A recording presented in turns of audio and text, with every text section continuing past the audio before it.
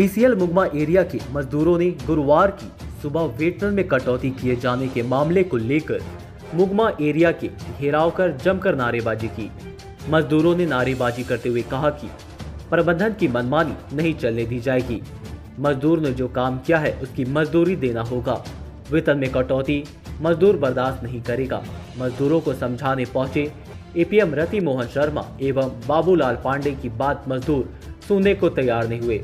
उन लोगों का कहना है कि वेतन का पैसा वापस करे तब तक कोई काम नहीं होगा। वहीं मजदूरों का नेतृत्व कर रहे बीसीएकेयू के नेता सह मजदूर नेता रामजी यादव ने कहा कि ईसीएल में संडे हॉलिडे या ओटी जो वेतन मिलता है उसे कंपनी द्वारा काट लिया जा रहा है, जो मजदूर बर्दाश्त नहीं करेगा, जिससे मजदूर काफी आक्रोशित है।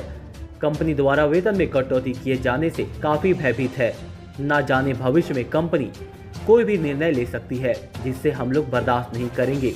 कंपनी मजदूरों का पैसा का हवाला दे रही है, जबकि कंपनी अगर फिजूल खर्च कम कर दे तो सारा समस्या का समाधान हो जाएगा। हालांकि प्रबंधन की ओर से वार्ता करने पहुंचे अधिकारियों ने वेतन में कटौती नहीं की गई है। फंड में कमी के कारण यह समस्या उत्पन्न हुई है।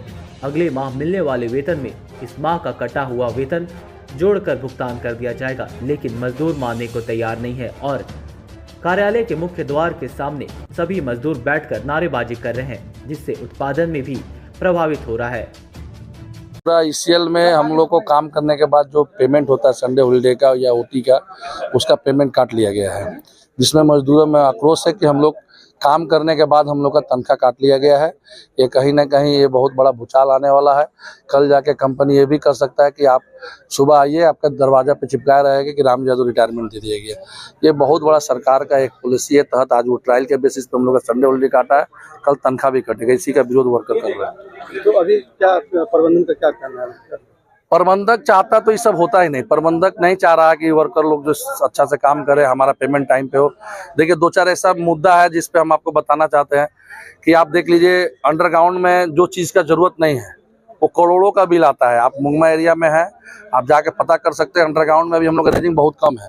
और बोन डस्ट जो एक सामान है जिसका कीमत कम से कम 4-4, 5-5 महीना पे करोड़ों का बिल मुगमा एरिया में आता है, जिसका किसी से लेन देन नहीं। वहाँ पे आप पैसा बचा सकते हैं।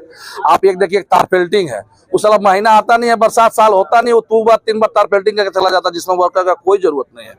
आपका देखिए, कोई अधिकारी अगर ट्रांसफर हो गया, एक साल में 3 अधिकारी उस रूम में चला गया, उसको 3 बार रिपेयरिंग करना है। तो सिविल में इतना पैसा खर्चा किया जाता है जिसका जरूरत नहीं है। कंपनी चाहे तो उसको एक कमेटी बना के उस पैसे को बचा के, जो लोग काम कर रहे हैं, जो लोग संडे में अपना योगदान दे रहे हैं, जो लोग कोरोना में यही कोल इंडिया के लोग थे, जो इतना बड़ा कोरोना था उस समय भी हम लोग डट के काम किया, उसका तनख्वाह काट ले रहे हैं। इसको नहीं काटा जाना चाहिए। कहीं ना कहीं एक कमेटी बना के जहां पैसा फिजूल खर्चा किया जा रहा है उस पर रोक लगाए और जो हमारे कर्मी हैं जो काम कर रहे हैं उनको पेमेंट दिया जाए टाइम पे टाइम।